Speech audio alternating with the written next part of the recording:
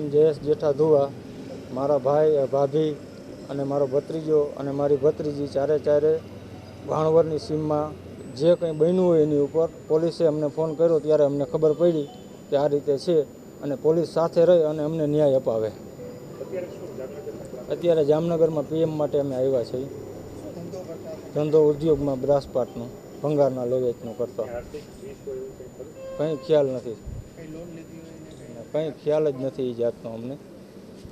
જે કંઈ હોય એ પોલીસ તપાસ કરીને અમને કહે અને અમને પૂરો ન્યાય આપે.